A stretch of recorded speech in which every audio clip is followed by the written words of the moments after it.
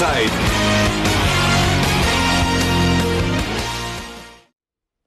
Pocos han sido los equipos que han marcado historia en el fútbol y que se han instaurado en la memoria del público que ama este deporte. Nombres como Brasil 1970 o el Barça del Tiki-Taka son recordados por haber ganado grandes torneos y por ser los más talentosos de su época. Sin embargo, hoy hablaremos de aquellos que no ganaron nada, pero que igualmente se merecen un sitio junto a los mejores equipos de todos los tiempos por su gran calidad y por ser influyentes dentro y fuera de la cancha. Sin ellos, el fútbol no sería lo mismo. Sin más rodeos, hoy te traigo la Brasil del 82, el equipo que jugaba como los dioses pero que no ganó nada. Por cierto, si les gustan estos videos, comenzaré una serie llamada Equipos que no ganaron pero que marcaron la historia. El nombre lo sigo desarrollando. Sin más que decir, comencemos. Conformación del equipo. Corría el año 1980, año en el que Brasil despedía a su técnico, el gran Cláudio Coutinho, quien había alcanzado el tercer puesto en el Mundial del 78. Como su recambio, llegaba un DT de gran experiencia en la liga brasileña, que venía de hacer una buena campaña con el conjunto de Palmeiras. El nuevo DT de Brasil sería Tele Santana, quien, al llegar, afirmó que con él siempre iban a jugar los mejores. Y no mintió, ya que consciente de sus palabras, se dedicó a hacer algo distinto a los demás. En un periodo en el que la gran mayoría de entrenadores se dedicaban a preocuparse por la defensa, Tele quiso armar un equipo ofensivamente extraordinario. Combinó en un mismo equipo a jugadores como Zico, Falcao, Cerezo y Sócrates, quienes contaban con características muy favorables a la hora de atacar. Estos jugadores eran figuras en sus equipos y juntos eran comparados con la Brasil de Pelé, que juntaba los 5 números 10 y que logró ganar el Mundial de México 1970. Tele Santana tenía claro que estos 4 jugadores eran la base para armar un gran once, y es por esto que los rodeó de un equipo competente, que podía responder ante casi cualquier situación y que prometía un montón, una maravilla. En 1981, el equipo comenzó una gira por Europa, en la que derrotó a sus próximos rivales en la Copa del Mundo, de entre los que se encontraban Inglaterra, la Francia de Michel Platini y también la siempre complicada Alemania Federal. Poco a poco se estaba ganando el ser la favorita de cara al Mundial.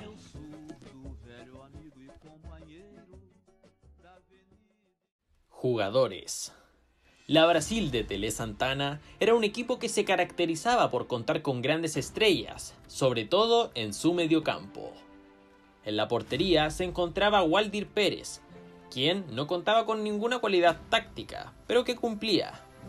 La defensa estaba compuesta por Leandro, quien era un lateral muy libre y que ocupaba más el medio del campo que la posición fija de defensa. A su lado, Oscar, típico central fijo que garantizaba a un jugador siempre defendiendo. La saga se complementaba con Luisinho, que sabía salir jugando y que en muchas ocasiones participaba como lateral izquierdo en busca de alguna contra. En pocas palabras, mi tipo de jugador. Como lateral izquierdo oficial, Junior, futbolista inquieto que no se encargaba de sacar centros, sino que era quien iba por el medio a rematar el balón. No es lo que se esperaba, pero estoy satisfecho. Ahora los jugadores que componían el mediocampo espléndido de esa selección. Como mediocampista defensivo, uno de los 4 pilares, Cerezo, jugador que se caracterizaba por ser un gran recuperador y por siempre anticipar el pase, lo que le permitía iniciar un ataque en el que en ocasiones usaba su gran disparo a media distancia como herramienta. Más adelante, como todocampistas, o bueno, jugando como 8 en la actualidad, jugaban 2 futbolistas que tocaban siempre la pelota. Por un lado, Falcao, brasileño que para la época jugaba en la Roma y que contaba con una capacidad para estar en todos lados increíble. En algunas sustituía a los defensas cuando estos subían y en otras llegaba de manera sorprendente al área rival siendo parte del ataque. Estaba siempre donde lo necesitaban. Al lado de Falcao el líder espiritual del equipo. Sócrates era el alma de esa Brasil, no tan solo por sus actuaciones dentro del campo, sino que también era una persona muy comprometida con su gente. Era un jugador que destacaba por sus ideales revolucionarios y que creó la democracia corintiana. En la cancha se movía por todo lo ancho del campo, y era aquel que hacía jugar al equipo. Subía para asistir y para marcar golazos. Sócrates era el motor y capitán de aquella Brasil. Y arriba, en la ofensiva de este equipo, 3 jugadores que completaban a este equipo mágico. Como media punta, el legendario Zico, un jugador siempre único, que le daba toda la magia al scratch y que aparecía siempre cerca del área para poder asistir con un pase increíble a un compañero o para marcar un gol. Era el máximo referente de esta Brasil y destacaba por su manera de jugar, su personalidad y por representar al típico 10. También formaba parte de los facheros del equipo, es que lo tenía todo. Un poco más arriba se encontraban los últimos 2 jugadores, Éder y Serginho. El primero era un rebelde que compensaba al equipo, ya que, debido a la centralización de Junior, Éder debía jugar por su carril y se encargaba de jugar por la orilla, para así permitir que Brasil atacase por todos lados. Además, contaba con una melena que todos envidiaban. Serginho era el centro delantero de la Brasil del 82 y quizás también era el punto más débil de esta plantilla, en comparación con sus compañeros obviamente. Serginho se encargaba del trabajo sucio y tenía una gran función: aguantar la pelota de espaldas al arco, tocar a alguno de sus compañeros para que estos le pegaran y así sorprender a los rivales. Y llegaba el día. El equipo de Tele Santana tenía que superar la prueba de fuego, el torneo más prestigioso de la historia y aquel que solo tocan los mejores. Bueno, no siempre.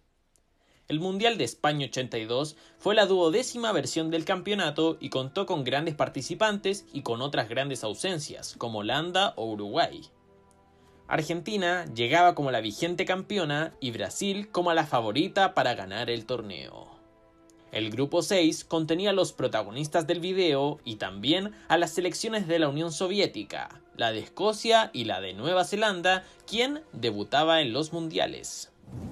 La verde-amarela comenzó con el pie derecho, ya que con una gran actuación y con 2 pedazos de goles por parte de Sócrates y Éder lograron ganarle los últimos minutos a la URSS, quienes eran quizás sus rivales más fuertes en el grupo. Sinceramente, el gol de Éder me deja sin palabras cada vez que lo veo. Es hermoso. 2 puntos para Brasil.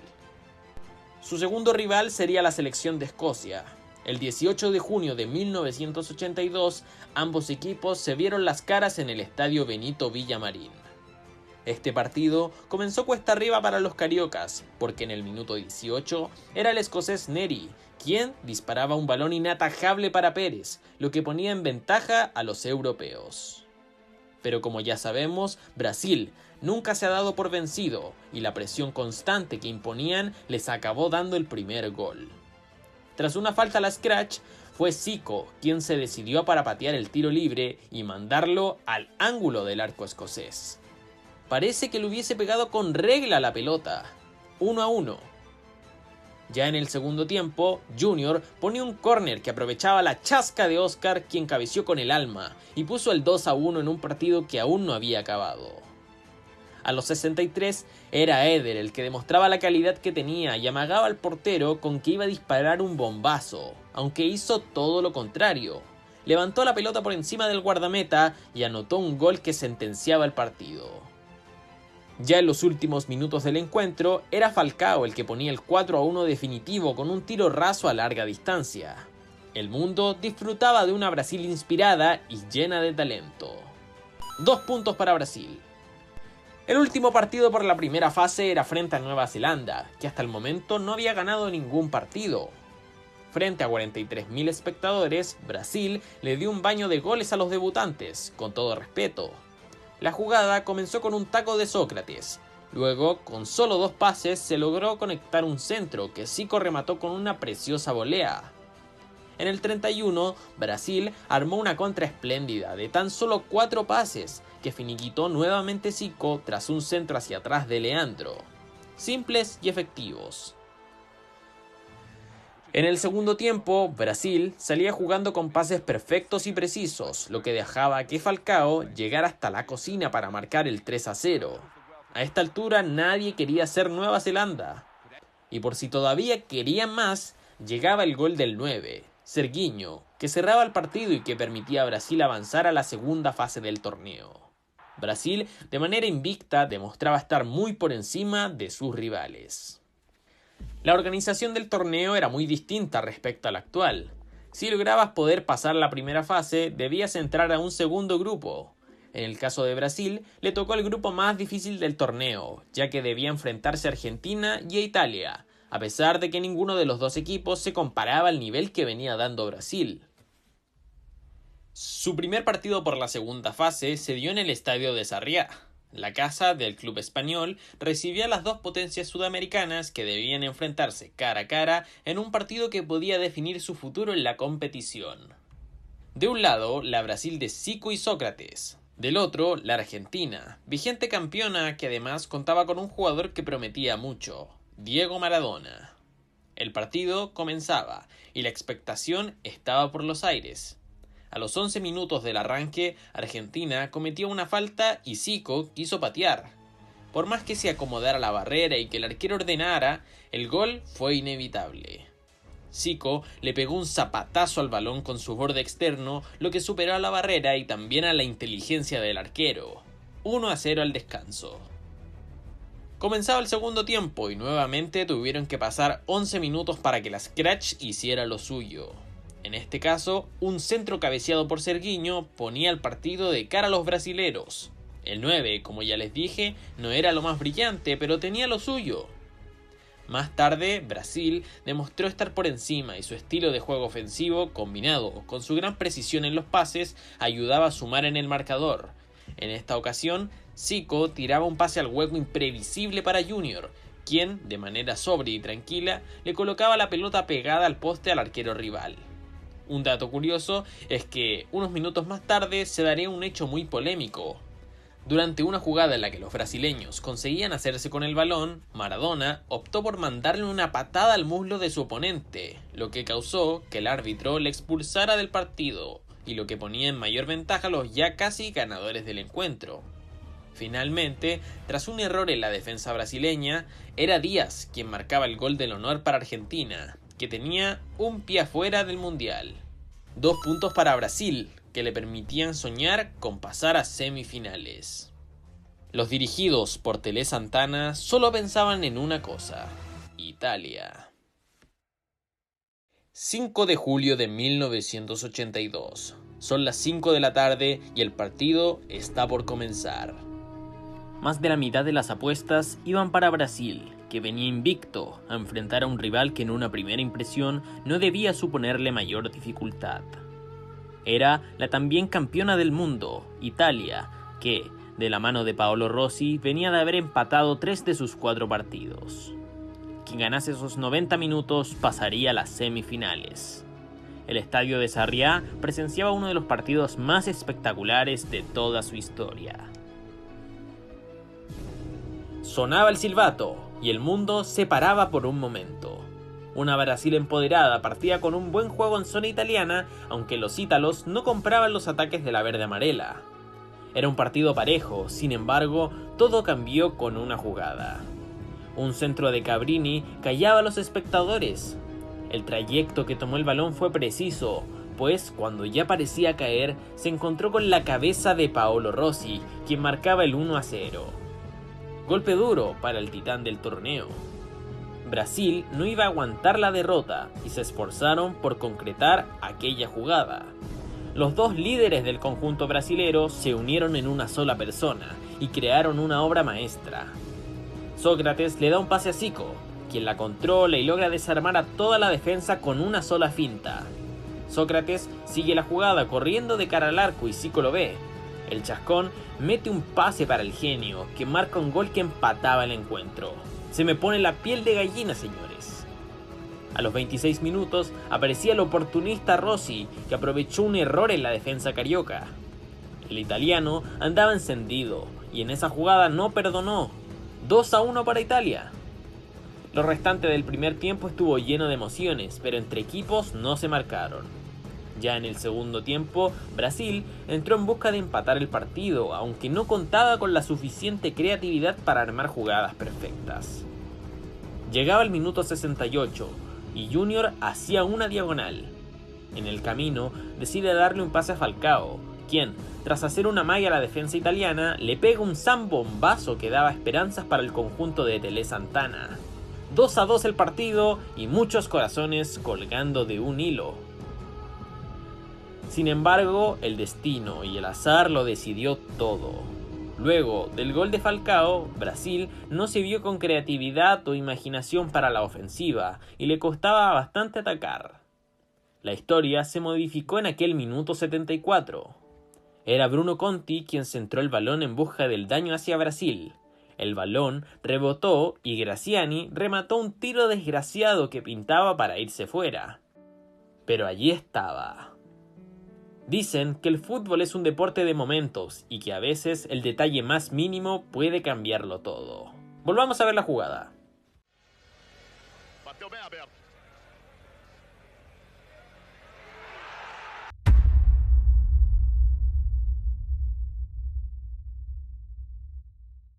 La pierna, los botines, el alma y espíritu de Rossi aparecían en el partido para desviar aquel balón y para mandarlo adentro de la portería.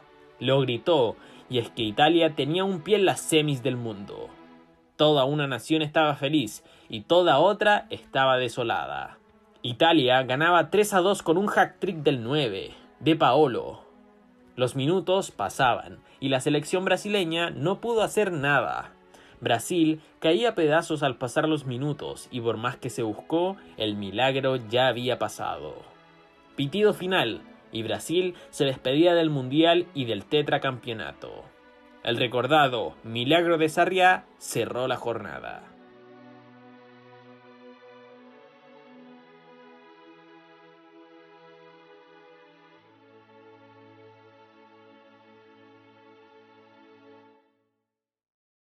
Conclusión. El Mundial de Brasil dejó sin palabras a más de alguno. El mejor equipo del torneo lo perdió todo debido a un mínimo tropiezo.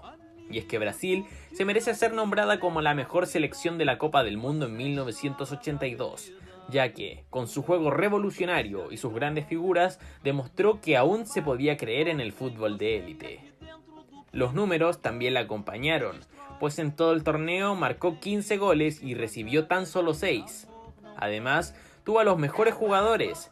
Zico, quien resultó ser el segundo mejor jugador del Mundial, junto a Luisinho, Junior y Falcao, fueron parte del mejor 11 de la competencia.